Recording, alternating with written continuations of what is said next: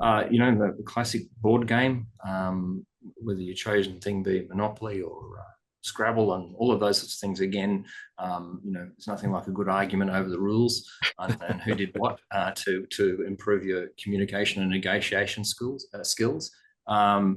Drawing, building stuff where you're kind of having to use your hands and having to use your imagination. The problem with screens is that they're quite passive and they capture your attention. They don't develop attention; they capture your attention.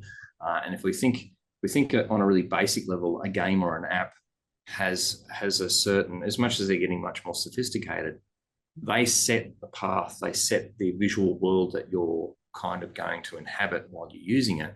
You're not creating that visualization yourself. So, reading a book and creating the imagery yourself is a much better thing for cognitive development than kind of being passively fed it, even if you're interacting with a game. I mean, there are some things with, some of the games where they improve contrast, your ability to see contrast and things like that. But if we're talking overall just good cognitive development, then it's again like that outdoor play, but done indoors where, group play, interactions, those sorts of things. But if you're doing stuff solo, stuff with your hands, crafts, drawing, building, all of those sorts of things are much better. You're talking about working in 3 dimensions.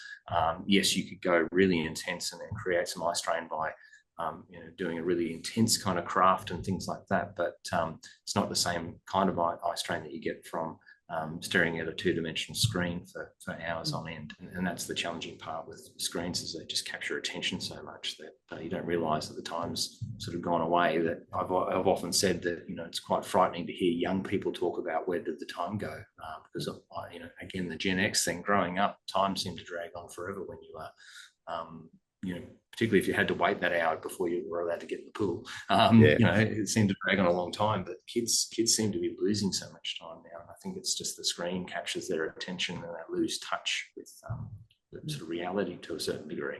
So, so creativity, planning, you mentioned the social interaction aspect Absolutely. of it. I guess another thing for the summer holidays is that during regular school time, kids are often forced to read stuff that they probably wouldn't choose to read by choice. So maybe summer holidays are a time when you could encourage kids to do some selected reading for enjoyment, read things that are actually of Absolutely. interest to them. And that can come in a couple of different levels. So, reading development is you can't understand what you don't already know about. So being read to from your parents helps you experience stories that you may not be ready to read yourself.